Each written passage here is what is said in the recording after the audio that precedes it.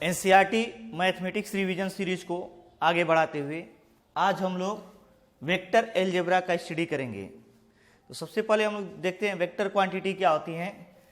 तो क्वांटिटीज कौन कौन सी होती हैं? Scalar and vector quantity. Scalar quantities क्या होती हैं? वे क्वांटिटीज जिनमें केवल मैग्नीट्यूड हो, ओनली क्या हो? मैग्नीट्यूड, उन्हें बोलते हैं स्केलर क्वांटिटी। और वेक्टर क्वांटिटी क्या होती है? वे क्वांटिटी जिनमें मैग्नीट्यूड हो प्लस डायरेक्शन भी हो और वे वेक्टर्स लॉ को फॉलो भी करें। क्या करें? वेक्टर्स लॉ को फॉलो भी करें, उसे बोलते हैं वेक्टर क्वांटिटी। लेकिन एक ऐसी भी क्वांटिटी होगी जिसमें मैग्नीट्यूड और डायरेक्शन तो होगा लेकिन वेक्टर्स लॉ को फॉलो नहीं करेगा, उसे टेंसर क्वांटिटी बोलते हैं। क्या बोलते हैं? Tensor quantity.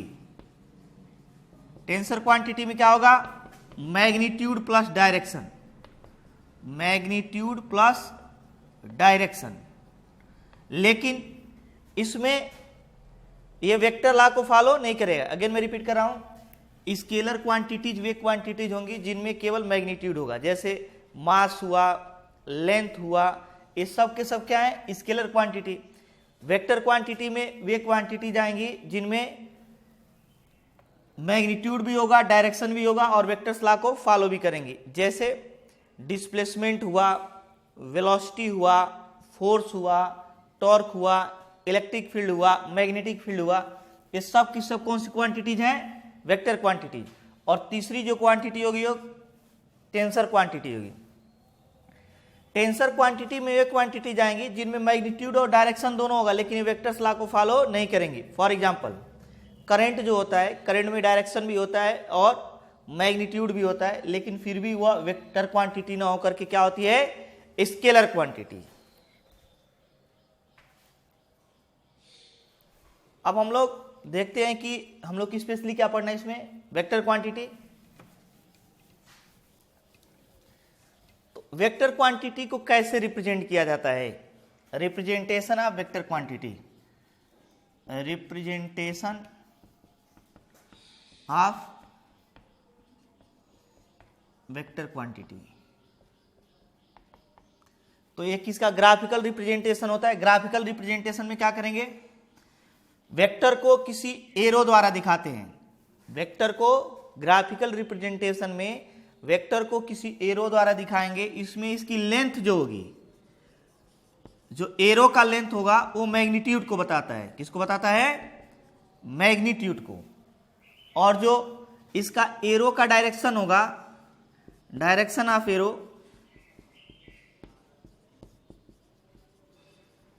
वो डायरेक्शन ऑफ वेक्टर बताएगा, वो वेक्टर के डायरेक्शन को रिप्रेजेंट करेगा। डायरेक्शन ऑफ वेक्टर, इसमें जो लेंथ होगा इसका वह मैग्नीट्यूड को रिप्रेजेंट करेगा और जो इसका डायरेक्शन ऑफ एरो होगा वह डायरेक्शन ऑफ वेक्टर रिप्रेजेंट करेगा। तो ये ग्राफिकल रिप्रेजेंटेशन है। वैसे हम लोग इसको कैसे लिखेंगे? तो वेक्टर को लिखने के लिए वेक्टर पे किसी एरो को लगा देते हैं। कैसे? जैसे लिखना हो वेक्टर ए, क्या लिखेंगे? ए वेक्टर, वेक्टर पे एरो लगा देंगे। लिखना हो वेक्टर बी, तो क्या लिखेंगे? बी पर एरो लगा देंगे, वेक्टर बी। हमें लिखना हो वेक्टर सी, तो क्या लिखेंगे? सी पर वेक्टर। जिसको भी लिखना है उस पर हम लोग एरो लगा देंगे। और इसके मैग्नीट्यूड को दो प्रकार से रिप्रेजेंट करते हैं, जैसे magnitude of A vector, magnitude of A vector. A vector का मैग्नीट्यूड कैसे लिखेंगे? या तो मॉड ऑफ ए वेक्टर लिखेंगे या ओनली ए लिखेंगे। मैग्नीट्यूड ऑफ ए वेक्टर क्या लिखेंगे? अगर मैग्नीट्यूड लिखना तो मॉड ले लेंगे या अगर मॉड हटाएंगे तो एरो भी हट जाएगा। फिर लिखेंगे magnitude of B vector. B vector का मैग्नीट्यूड क्या लिखेंगे? मॉड ऑफ बी वेक्टर और ओनली बी। इसी प्रकार मैग्नीट्यूड ऑफ सी वेक्टर क्या लिखेंगे? मॉड ऑफ सी या ओनली क्या लिखेंगे? सी। तो मैग्नीट्यूड को दो प्रकार से रिप्रेजेंट करेंगे। मॉड ले लेंगे, अगर मॉड रहेगा तो एरो भी रहेगा, जैसे ही मॉड हटेगा तो एरो भी हट जाएगा। और यहाँ पे मॉड क्या बता रहे हैं? ये बता रहे हैं किसी भी वेक्टर क्वांटिटी का मैग्नीट्यूड ऑलवेज पॉजिटिव होगा। जब भी हम लोग मॉड ले लेते हैं तो एब्सोल्यूट वैल्यू आती है, हेंस पॉजिटिव वैल्यू आती है। तो किसी भी वेक्टर का मैग्नीट्यूड ऑलवेज पॉजिटिव होगा। फॉर एग्जांपल अगर हम लोग किसी वेक्टर को ऐसे लिख रहे हैं, ए vector equals to -2i i cap, तो इसका मतलब ये नहीं कि वेक्टर का मैग्नीट्यूड -2 है, नहीं, इसको हम लोग 2 इंटू -i लिखेंगे। वेक्टर का मैग्नीट्यूड कितना है? 2 है। इसकी डायरेक्शन किधर है? -i डायरेक्शन में। जैसे यह i डायरेक्शन होता है और क्या होता है? -i direction. तो मैग्नीट्यूड ऑलवेज क्या होगा? पॉजिटिव होगा। अब हम लोग देखते हैं वेक्टर से रिलेटेड कुछ डिफिनीशंस। वेक्टर से रिलेटेड कुछ डिफिनीशंस में पहला आएगा जीरो वेक्टर। क्या आएगा? Zero vector. जीरो वेक्टर क्या होता है? वह वेक्टर जिसका मैग्नीट्यूड जीरो हो उसे क्या बोलेंगे? Zero vector. इसको रिप्रेजेंट कैसे करेंगे? जीरो पर वेक्टर लगाकर। For example A vector minus A vector equals to, अगर हम जीरो लिखते हैं तो ये गलत है, क्या लिखेंगे? जीरो वेक्टर लिखेंगे। ए जीरो लिखने का मतलब स्केलर है और जीरो वेक्टर लिखने का मतलब क्या है? वेक्टर है। तो ए वेक्टर में से ए वेक्टर सबसेट करेंगे तो जीरो वेक्टर ऑब्टेन होगा, न कि जीरो। दूसरा हम लोग देखेंगे यूनिट वेक्टर। क्या देखेंगे? Unit vector. यूनिट वेक्टर क्या होता है? वह वेक्टर जिसका मैग्नीट्यूड 1 हो उसे यूनिट वेक्टर कहते हैं। वह वेक्टर जिसका मैग्नीट्यूड 1 हो उसे क्या बोलेंगे? Unit vector. फॉर एग्जांपल कहा दे कि ए यूनिट वेक्टर है, ए बी सी, ऐसे क्वेश्चंस में आएंगे और कहा जाए कि ए यूनिट वेक्टर्स हैं, तो जैसे ही कहे कि ए यूनिट्स वेक्टर है तो हमें मालूम होना चाहिए इनका मैग्नीट्यूड क्या होगा? 1। Mod of B equals to भी क्या हो जाएगा? 1। Mod of C vectors equal to भी क्या हो जाएगा? 1। ये हमें आना चाहिए। जैसे ही इसके साथ जोड़ दिया कि ये यूनिट वेक्टर हैं तो इनका मैग्नीट्यूड गिवन है इनडायरेक्टली कि इनका मैग्नीट्यूड क्या होगा? 1 होगा। तो वैसे हम लोग यूनिट वेक्टर को रिप्रेजेंट करने के लिए कैप लगाते हैं। क्या लगाते हैं? कैप। और अगर, लेकिन जरूरी नहीं कि कैप लगा हो, जरूरी नहीं कि कैप लगा हो। अगर ये बोल दिया कि A B C unit vector हैं तो भी हमें क्या करना पड़ेगा? Mod of A vector equal to 1, mod of B vector equal to 1, mod of C vector equal to 1। अब हम लोग क्या करते हैं, देखते हैं किसी भी वेक्टर के यूनिट वेक्टर को कैसे रिप्रेजेंट करेंगे। तो unit vector of A vector, unit vector of A vector equals to a cap. A पर क्या लगा देंगे? कैप लगा देंगे। और यूनिट वेक्टर को कैसे ऑब्टेन करेंगे?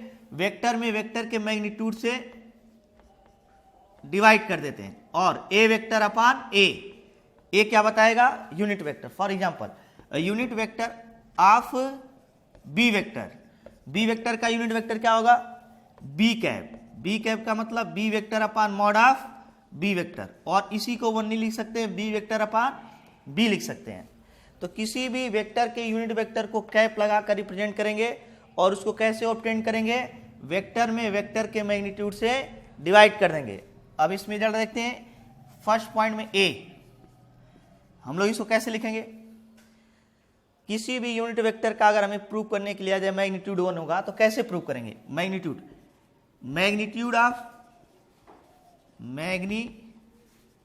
Of A cap equals to कितना हो जाएगा? Mod of A cap.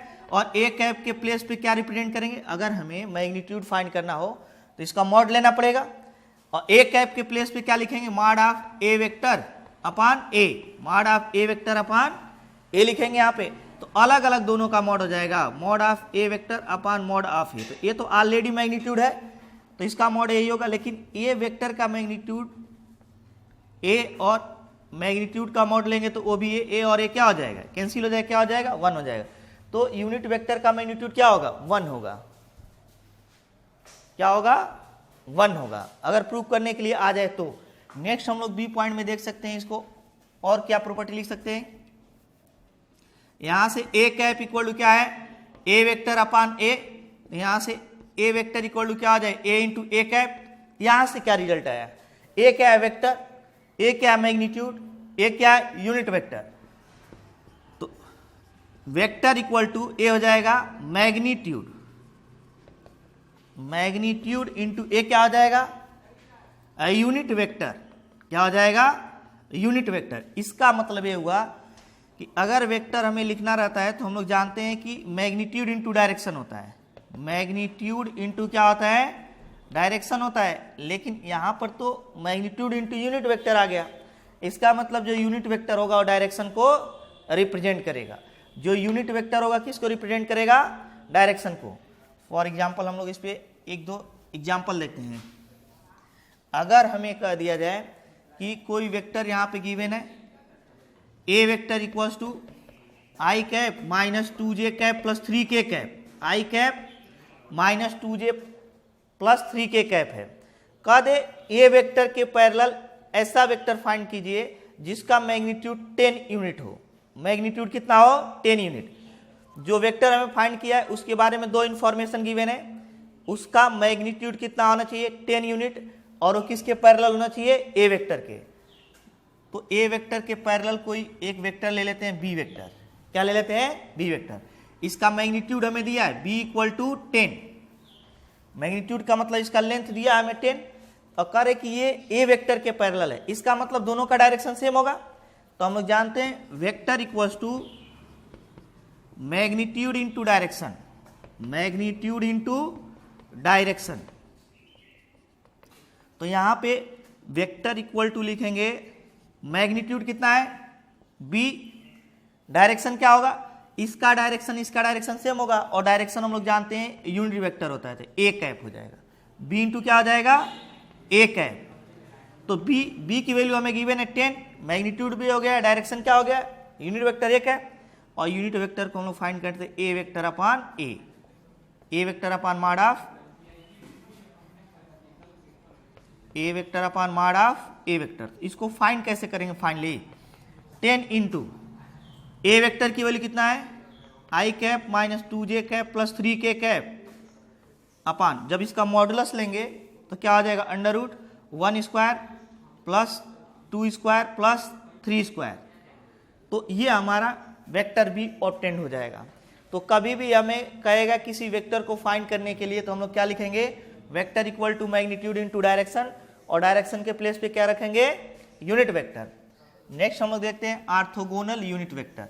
कैसा वेक्टर, ऑर्थोगोनल यूनिट वेक्टर। ये क्या होगा, orthogonal unit vector X axis, Y axis और जेड एक्सिस के पैरेलल यूनिट वेक्टर्स को ऑर्थोगोनल यूनिट वेक्टर्स कहते हैं।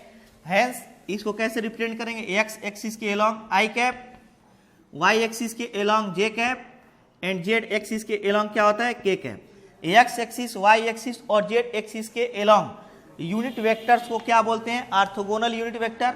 और इसे कैसे लिखेंगे, i cap equal to x axis के अलोंग है तो x vector upon x, y axis के अलोंग जे कैप है तो क्या लिखेंगे, वाई वेक्टर अपॉन वाई, और जेड एक्सिस के अलोंग क्या है, के कैप, तो के कैप इक्वल टू क्या लिखेंगे, जेड वेक्टर अपॉन जेड। अब हम लोग अगर चाहें तो माइनस एक्स एक्सिस के अलोंग भी लिख सकते हैं, क्या हो जाएगा, माइनस आई कैप, माइनस वाई एक्सिस के अलोंग लिखेंगे तो माइनस जे कैप, और माइनस के कैप के अलोंग लिखेंगे तो माइनस क्या हो जाए, के कैप। तो एक्स एक्सिस, वाई एक्सिस और जेड एक्सिस के अलोंग यूनिट वेक्टर्स को ऑर्थोगोनल यूनिट वेक्टर कहते हैं, क्योंकि ये तीनों एक दूसरे के क्या होते हैं, परपेंडिकुलर होते हैं। अब हम लोग देखते हैं पैरेलल वेक्टर, कोलिनियर वेक्टर। सब कौन से vector, collinear vector. Collinear vectors क्या होते हैं, वे वेक्टर्स जो किसी गिवन लाइन के पैरेलल हों, उन सभी वेक्टर्स को क्या बोलते हैं, कोलिनियर वेक्टर्स। तो एज्यूम कर लेते हैं गिवन लाइन है, कौन सी लाइन है, गिवन लाइन। तो इस गिवन लाइन के पैरेलल जितने भी वेक्टर्स होंगे सब के सब कोलिनियर वेक्टर होंगे। ए वेक्टर, बी वेक्टर, सी वेक्टर, डी वेक्टर, ये सब के सब क्या है, कोलिनियर वेक्टर हैं। क्या है, कोलिनियर वेक्टर। अगर हमें कहीं पर दो वेक्टर की कोलिनियरिटी प्रूव करने के लिए आ जाए, यह दे दे कि प्रूव कीजिए कि दो वेक्टर कोलिनियर है, ए और बी, तो यहां हमें दिखाना पड़ेगा a equal to minus lambda into b vector, या a vector equal to minus lambda into b vector. ये दिखाना हमें अनिवार्य होगा। अगर कहीं पर दे दे कि दो वेक्टर कोलिनियर है तो ये दिखाना अनिवार्य होगा। फॉर एग्जाम्पल हम एक एग्जाम्पल लेते हैं, एग्जाम्पल ले लेते हैं, ए vector equal to i cap minus 2j cap plus 3k cap minus 3k cap, और बी वेक्टर इक्वल टू ले लेते हैं 3i cap minus 6j cap plus 9k cap. और हमें दे प्रूव कीजिए कि ए वेक्टर और बी वेक्टर दोनों क्या है, कोलिनियर है।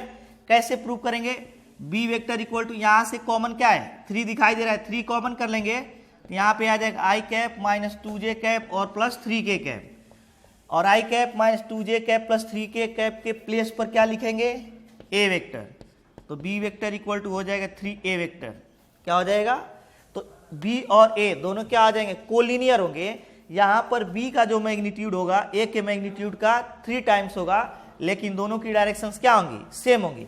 सिमिलरली इस क्वेश्चन में ऐसे भी पूछ सकता है, ए वेक्टर गिवन हो जाए और बी वेक्टर को कुछ और दे दे, माइनस दे दे इक्वल्स टू माइनस यहाँ पे दे दे 3/2 i cap minus j cap और यहाँ पर दे दे 9/2k कैप। और कहा दे प्रूव कीजिए दोनों वेक्टर कोलिनियर हैं।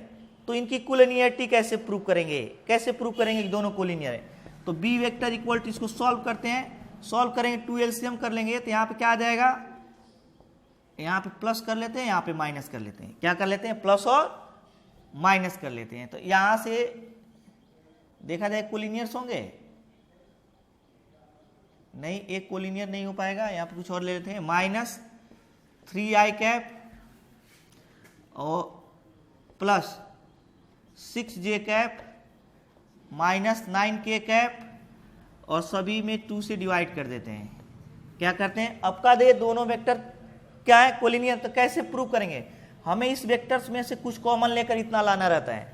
तो क्या करें, यहाँ पे बी वेक्टर इक्वल टू क्या कॉमन कर लें, माइनस 3/2 अगर कॉमन कर लें, कितना माइनस 3/2, तो माइनस कॉमन करें तो ये प्लस हो जाएगा, ये माइनस हो जाएगा, ये प्लस हो जाएगा। और 3/2 कॉमन कर लें तो यहाँ आई कैप बच जाएगा। 3/2 कॉमन किए हैं तो यहाँ पे 2j कैप बचेगा माइनस में, क्योंकि माइनस जा चुका है। यहाँ से माइनस कॉमन करेंगे तो प्लस हो जाएगा, 3/2 कॉमन करें तो 3k कैप बच जाएगा।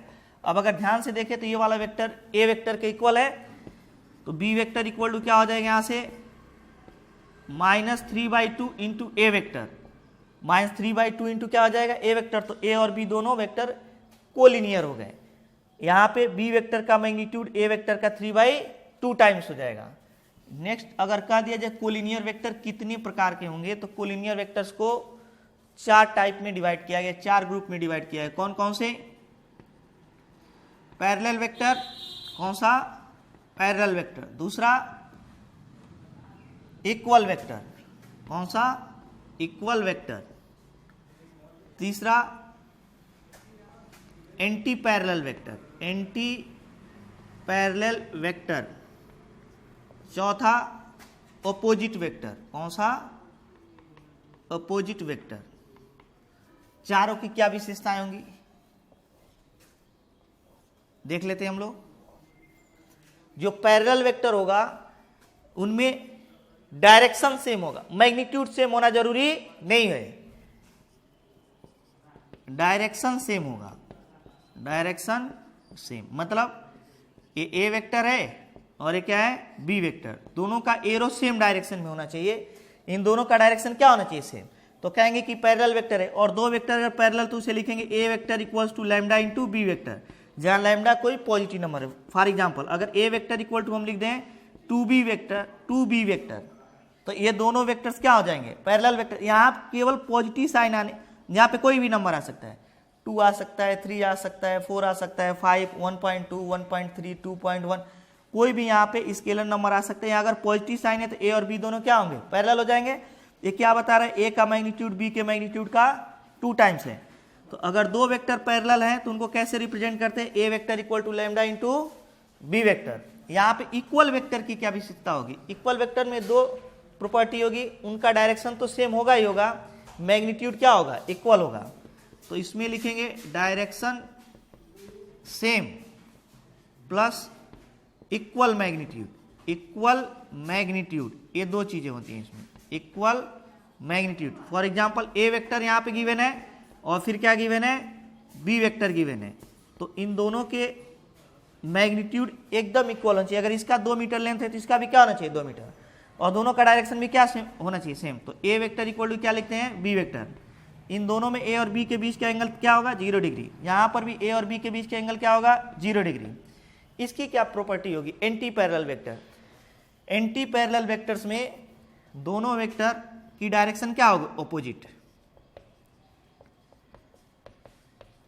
डायरेक्शन क्या होगा, ऑपोजिट। मैग्नीट्यूड इक्वल होना जरूरी नहीं है। For example A vector equal to, A vector की डायरेक्शन अगर राइटवर्ड डायरेक्शन में है तो बी वेक्टर किधर होगा, लेफ्टवर्ड डायरेक्शन में। दोनों की डायरेक्शन एक दूसरे के क्या होगी, ऑपोजिट होगी। इन दोनों का मैग्नीट्यूड इक्वल होना जरूरी नहीं है। और ए और बी अगर दो एंटी पैरेलल वेक्टर हैं तो उनको लिखते हैं ए vector equal to minus lambda into b vector. क्या लिखेंगे, ए vector equal to minus lambda into b vector. यहां पे ऑपोजिट वेक्टर में क्या होगा, मैग्नीट्यूड भी इक्वल होगा लेकिन डायरेक्शन क्या होगा, ऑपोजिट होगा। मैग्नीट्यूड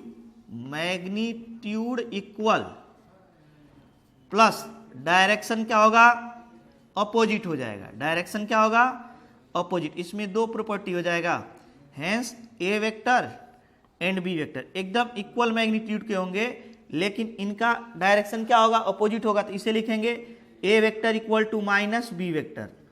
और इनमें एंटी पैरेलल वेक्टर में दोनों वेक्टर्स के बीच का एंगल कितना होगा, 180 डिग्री। और यहाँ पे दोनों वेक्टर के बीच का एंगल कितना होगा, यहाँ भी 180 डिग्री होगा। बस इन दोनों में डिफरेंस ये है कि इन दोनों का इक्वल होना जरूरी नहीं है लेकिन अपोजिट वेक्टर में दोनों का इक्वल होना नेसेसरी है। अब हम लोग देखते हैं को इनिशियल वेक्टर्स। कौन से वेक्टर, को इनिशियल वेक्टर कौन कौन से होंगे, कैसे डिफाइंड है।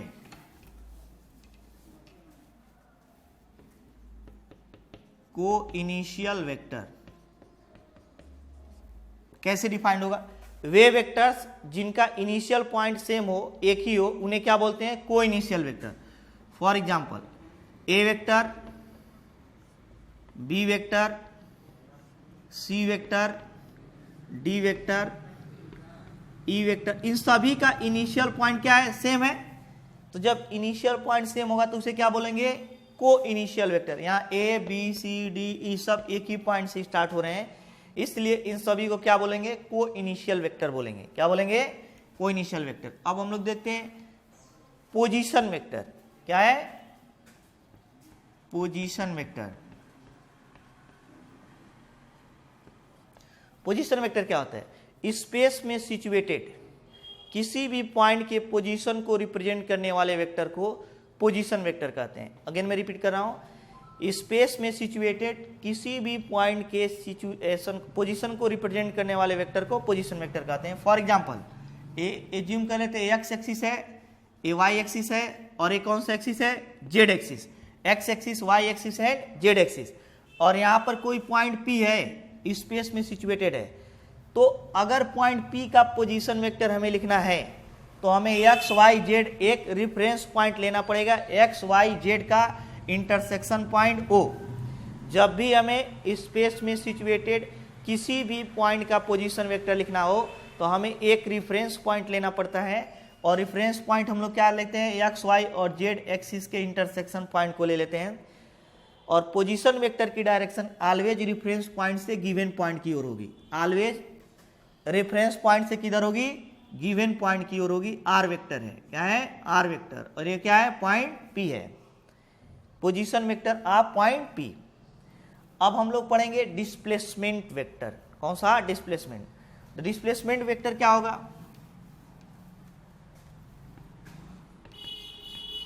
डिस्प्लेसमेंट वेक्टर ये क्या होते हैं,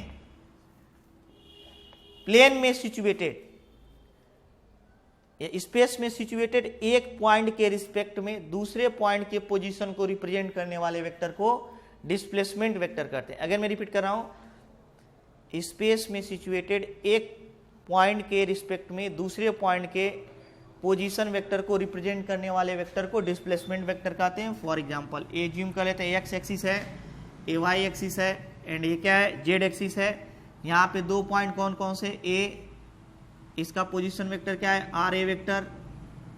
यहाँ पे दूसरा पॉइंट क्या है, बी, इसका पोजीशन वेक्टर क्या है, आर बी वेक्टर, क्या है, आर बी वेक्टर। तो ये तो अभी हम लोग केवल पोजीशन वेक्टर लिखे हैं ए और बी का। अब कह दे ए के रिस्पेक्ट में बी का position vector, position vector of A with respect to B. इसी को बोलेंगे डिस्प्लेसमेंट वेक्टर। डिस्प्लेसमेंट वेक्टर क्या लिखेंगे? Displacement. Position vector of A with respect to B equal, ऐसे लिखेंगे। किसका position vector? Position vector of A का फाइंड करना है किसके रिस्पेक्ट में? बी के। आर ए माइनस आर कैसे लिखेंगे?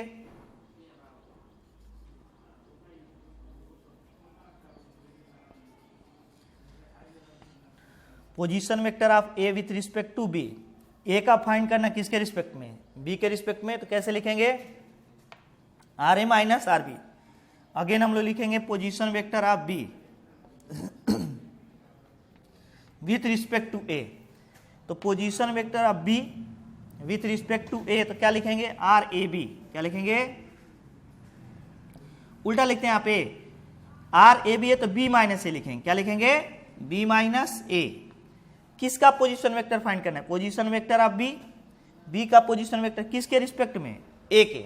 तो जिसका पोजीशन वेक्टर फाइंड करना है उसमें से जिसके रिस्पेक्ट में फाइंड करना है तो उसे सब्ट्रैक्ट कर देंगे और यहाँ पे लिखेंगे उल्टा ए बी। तो बी माइनस क्या लिखेंगे? ए। Final minus initial. अब हम लोग देखते हैं, अब हम लोग एडिशन ऑफ वेक्टर देखते हैं। एडिशन ऑफ वेक्टर में क्या आएगा? सबसे पहले ट्रायंगुलर लॉ। क्या आएगा? Triangular law. ट्रायंगुलर लॉ में क्या करते हैं? दो वेक्टर को कैसे ऐड करेंगे? जिन दो वेक्टर्स को ऐड करना रहेगा उनमें से सबसे पहले एक वेक्टर को ड्रा कर लेंगे, उसके बाद पहले वेक्टर के हेड पर दूसरे वेक्टर का टेल रखकर खींचेंगे। इसे बोलते हैं हेड, इसे हेड बोलेंगे, इसे टेल बोलेंगे। जहां से वेक्टर शुरू होगा उसे टेल और जहां पे समाप्त होगा, जहां एरो लगा रहेगा उसे क्या बोलेंगे? हेड। तो अगर हमें ए और बी दो वेक्टर्स को ऐड करना हो तो सबसे पहले क्या करेंगे? किसी एक वेक्टर ए को ड्रा कर लेंगे। अब ए के हेड पर बी का टेल लगकर ड्रा करेंगे और फाइनली ए वेक्टर के टेल को बी वेक्टर के हेड से मिलाते हैं। तो मिलाने पर जो वेक्टर ऑब्टेंड होगा वह ए और बी के एडिशन को मैग्नीट्यूड और डायरेक्शन दोनों में रिप्रेजेंट करेगा। मतलब जो ए और बी का एडिशन होगा उसका मैग्नीट्यूड इस लेंथ के इक्वल होगा और उसकी डायरेक्शन ए होगी। क्या होगी? ये होगी। दूसरा हम लोग पढ़ते हैं पॉलीगॉन मेथड। क्या पढ़ते हैं? Polygon method. तो पॉलीगॉन मेथड में क्या करते हैं?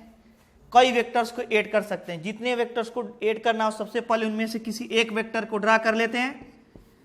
उसके बाद पहले वेक्टर के हेड पर दूसरे वेक्टर का टेल रखकर ड्रा करते हैं, दूसरे वेक्टर का टेल रखकर। फिर इसके हेड पर तीसरे वेक्टर का टेल रखकर ड्रा करेंगे। फिर इसके हेड पर चौथे वेक्टर का टेल रखकर ड्रा करेंगे। और ऐसे जितने वेक्टर्स को ऐड करना उतने वेक्टर को ऐसे ड्रा कर लेंगे और फाइनली फर्स्ट वेक्टर के टेल को लास्ट वेक्टर के हेड से मिलाने पर जो वेक्टर ऑब्टेंड होगा वह मैग्नीट्यूड और डायरेक्शन में दोनों वेक्टरों के सम को रिप्रेजेंट करेगा। Hence R vector equal to यहाँ पे ऑब्टेंड हो जाएगा A vector plus B vector plus C vector plus D vector, A vector plus B vector plus C vector plus D vector. R vector equal to obtained हो जाएगा।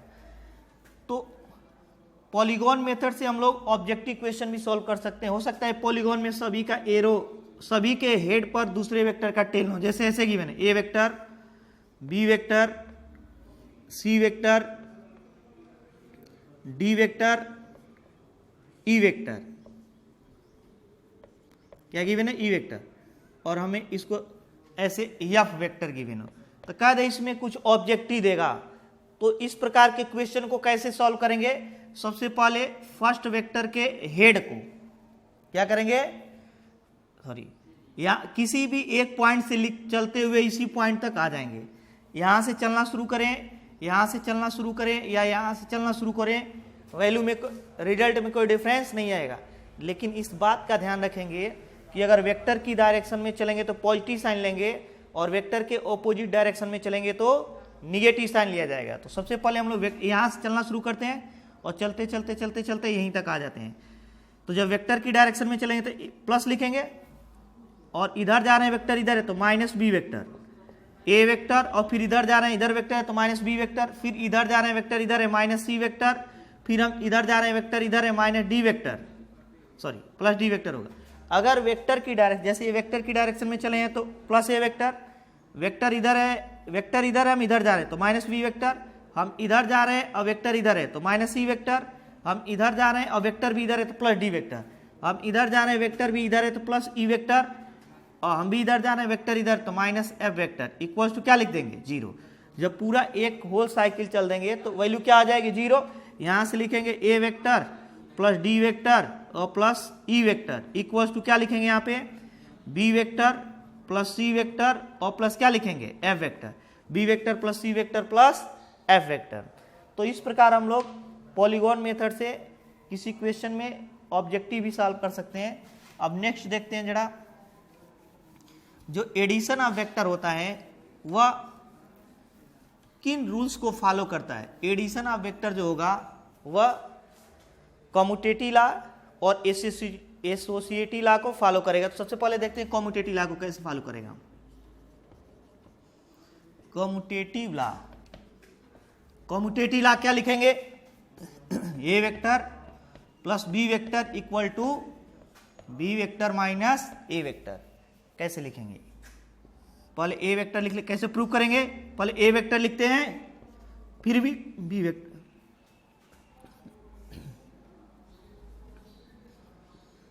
दोनों का magnitude क्या आ जाएगा, या ए वेक्टर या बी वेक्टर, तो R vector equal to क्या आ जाएगा A vector plus B vector, A vector plus B vector. किसी भी वेक्टर को उसके पैरेलल लिखा जा सकता है। जैसे यहाँ पे बी वेक्टर है तो इसको यहाँ पे हम लोग बी वेक्टर लिख सकते हैं। क्या लिख सकते हैं बी वेक्टर। ये बी वेक्टर है तो इसको भी क्या लिख सकते हैं, इस वेक्टर को डिस्प्लेस करके यहाँ पे लाए, इसका हेड यहाँ पे आ गया, इसका टेल यहाँ पे आ गया। तो अगर यह बी वेक्टर है इसको यहाँ पर लाएंगे तो ये भी क्या रहेगा बी वेक्टर। इसी प्रकार ए वेक्टर को डिस्प्लेस करके यहाँ तक ले जाते हैं तो यह ए वेक्टर, तो ये भी क्या होगा ए वेक्टर। तो यहाँ पर भी लिखेंगे हम, यहाँ से यहाँ तक चले डायरेक्टली ये लिखें तो ये क्या हो जाएगा B vector plus A vector, B vector plus A vector. और ए क्या है ए vector plus B vector, A vector plus B vector, B vector plus A vector. एक ही वेक्टर को तो रिप्रेजेंट कर रहे हैं, तो इसका मतलब हम लोग लिख सकते हैं ए vector plus B vector equals to B vector plus A vector, B vector plus A vector. तो ये कम्यूटेटिव लॉ था। अब देखते हैं एसोसिएटिव लॉ को कैसे फॉलो करेगा। कौन सा law, associative law, associative law. Associative law क्या होगा, A vector plus B vector plus C vector equals to, A vector को अलग कर देते हैं plus A vector plus B vector को एक साथ ले लेते हैं और सी वेक्टर को अलग कर देते हैं। कैसे प्रूव करेंगे, सबसे पहले हम लोग ए वेक्टर को ही लेते हैं। कौन सा वेक्टर लेते हैं ए वेक्टर, उसके बाद कौन सा वेक्टर लेते हैं बी वेक्टर, और उसके बाद क्या लेते हैं सी वेक्टर। लेकिन इसमें बी और सी दोनों को एक प्लेस पे ले लिया गया है। क्या किया गया है, जैसे ब्रैकेट में क्या है B vector plus C vector, तो B vector plus C B vector plus C vector यही तो होगा। इसका मतलब यहां से चलकर यहां तक आए, डायरेक्टली इन दोनों को मिला दें तो ए क्या हो जाएगा B vector plus C vector हो जाएगा। सबसे पहले हमें देखना है कि प्रूफ क्या करना है। यहां पर ए वेक्टर अलग है और बी वेक्टर और सी वेक्टर को एक साथ लेना है। तो सबसे पहले हम ए वेक्टर ड्रा किए, उसके बाद बी वेक्टर और सी वेक्टर को ड्रा करके बी प्लस सी को हम लोग फाइंड कर लिए। अब इन तीनों का सम लेना है, मतलब इसका और इसका, ए वेक्टर का और बी प्लस सी वेक्टर का। तो ए वेक्टर ए हो गया, बी प्लस सी, तो इन दोनों के हम मिला देते हैं तो ए ऑब्टेंड हो जाएगा हमें क्या ए वेक्टर और प्लस क्या ऑब्टेंड हो जाएगा B vector plus C vector obtained हो जाएगा इतना। इसी प्रकार हम लोग को यहाँ पे ए प्लस बी को एक प्लेस पे कर लेना, तो ए प्लस बी ए वेक्टर होगा, A vector plus B vector, क्योंकि देख ए वेक्टर है बी वेक्टर तो ए प्लस बी हो जाएगा। इसके साथ किसको ऐड कर देना है सी वेक्टर को, तो या ए प्लस बी और प्लस सी, यही तो ऑब्टेंड हो जाएगा। अगर हम लोग क्या करें ए प्लस बी और उसमें सी अगेन यही मिलेगा, ए ए वेक्टर प्लस बी वेक्टर एक जगह कर लेते हैं और इसमें क्या करते हैं सी वेक्टर, तो दोनों सेम ही तो ऑब्टेंड हो रहा है। ए क्या है, ए प्लस बी और उसमें सी ऐड किए हैं, और ये क्या है, ए वेक्टर में बी प्लस सी को, तो एक ही क्वांटिटी को रिप्रेजेंट कर रहे हैं, दोनों एक ही वेक्टर को रिप्रेजेंट कर रहे हैं, हैंस ये एसोसिएटिव लॉ को भी फॉलो करते हैं। इसमें एक आता है वेक्टर एडिटिव आइडेंटिटी। क्या होता है, एडिटिव आइडेंटिटी। एडिटिव आइडेंटिटी में क्या आएगा, जीरो वेक्टर आएगा। किसी भी वेक्टर में अगर जीरो वेक्टर को ऐड करें तो वेक्टर के वैल्यू में कोई डिफरेंस नहीं आएगा, इसलिए जीरो वेक्टर को सभी वेक्टर्स का एडिटिव आइडेंटिटी बोलते हैं। क्या बोलते हैं, एडिटिव आइडेंटिटी। अब हमें इसमें गिवन है कि अगर दो पॉइंट गिवन हो तो दो पॉइंट को ज्वाइन करने वाले लाइन का वेक्टर इक्वेशन क्या होगा, वेक्टर ज्वाइनिंग टू पॉइंट्स। इसको टू पॉइंट्स को ज्वाइन करने वाले वेक्टर को कैसे हम लोग फाइंड कर, एज्यूम कर लेते हैं यहां पे एक्स वाई एंड जेड है और यहां पे एक पॉइंट गिवन है हमें x1 y1 z1। क्या गिवन है, x1 यहां पे दूसरा पॉइंट दिया x2 y2 and z2।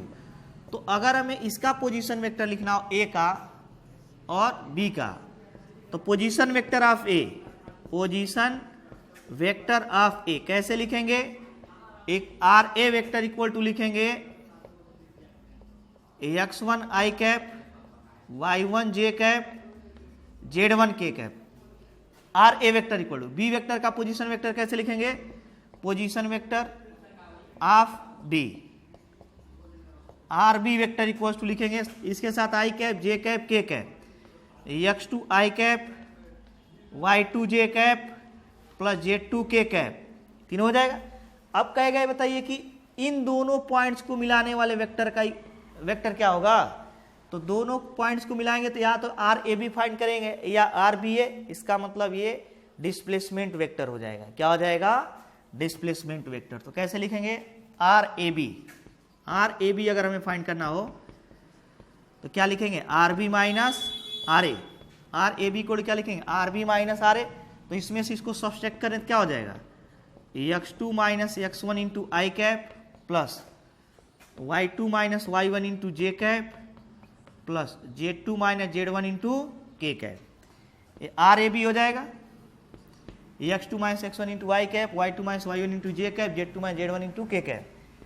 Second में हम क्या लिखेंगे, R B A, R B A जब लिखेंगे क्या लिखेंगे, a minus B, a minus B मतलब x1 माइनस x2 कर देंगे, इसके साथ I cap plus y1 minus y2 into J cap plus z1 minus z2 into K cap, ये लिखेंगे।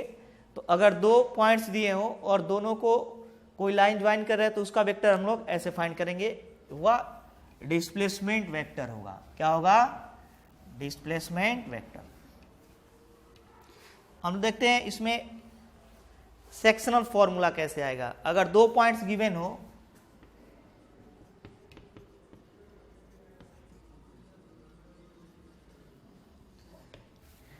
तो पहले इंटरनल डिवीजन देखते हैं।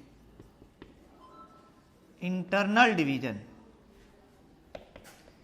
इंटरनल डिवीजन में क्या होगा, एज्यूम कर लेते हैं दो पॉइंट्स यहां पे गिवन है, कौन कौन से, ए आर ए वेक्टर इसका पोजीशन वेक्टर, और यहां पे बी पॉइंट गिवन है आर बी वेक्टर है पोजीशन वेक्टर, और यहां पे कोई पॉइंट पी है, ये R A vector, R B vector.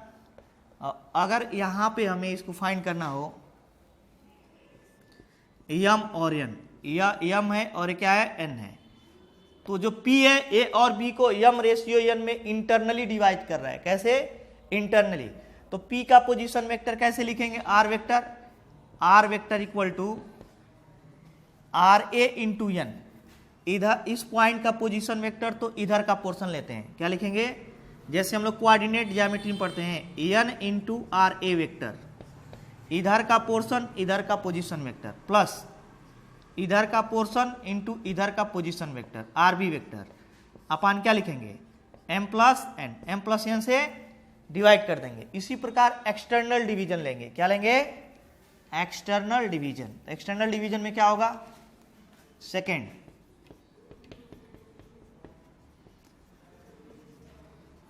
External division में आएगा, ध्यान सुनो तो, ए यहां पे है, बी यहां पे है, इसका position vector R A vector, इसका position vector R B vector, और यहां पे कोई पोजीशन वेक्टर दिया है पी, इसका क्या है, आर वेक्टर। तो यहां से एज्यूम कर लेते हैं एम है, एक्सटर्नली डिवाइड कर रहा है, जो पी है वह एक्सटर्नल पॉइंट है, तो यहां से एम ले लेते हैं और यहां से क्या ले लेते हैं, एन ले लेते हैं, एम एंड एन। तो कहे पी को कैसे हम लोग लिखेंगे, तो पी को लिखने के लिए लिखेंगे आर वेक्टर इक्वल्स टू बड़े वाले पोर्शन को लेते हैं, किसको, बड़ा वाला पोर्शन, और जो इस पॉइंट के नियरेस्ट होगा उसका पोजीशन वेक्टर लेंगे, जो पॉइंट नियरेस्ट होगा उसका पोजीशन वेक्टर। तो M into R B vector, M into R B vector minus लिखते हैं, अब छोटा वाला portion N into R A vector, अपन क्या लिखेंगे, M minus N, M minus N. तो ये कौन सा है, एक्सटर्नल डिवीजन। कौन सा था, क्योंकि ये पॉइंट ए और बी के बाहर है, और अगर हमें मिड पॉइंट का कोऑर्डिनेट फाइंड करना हो तो थर्ड में अगर मान लिया जाए यहां पे ए पॉइंट है, इसका position vector R A vector है, यहां पे बी पॉइंट है, इसका पोजीशन आर बी वेक्टर है, और बीच में कोई पॉइंट पी है, इसका पोजीशन वेक्टर क्या है, आर वेक्टर। तो आर वेक्टर इक्वल्स टू क्या लिखेंगे, R A vector, mid point का मतलब 1 1 होगा, ए भी 1 होगा, ए भी क्या होगा, 1 होगा। तो मिड पॉइंट लिखना बहुत ईजी होता है, आर ए वेक्टर और plus R B vector by कितना हो जाएगा, 2 हो जाएगा, R A vector plus R B vector by 2। अब हम लोग नेक्स्ट वीडियो में इन सभी कॉन्सेप्ट से रिलेटेड क्वेश्चन सॉल्व करना सीखेंगे।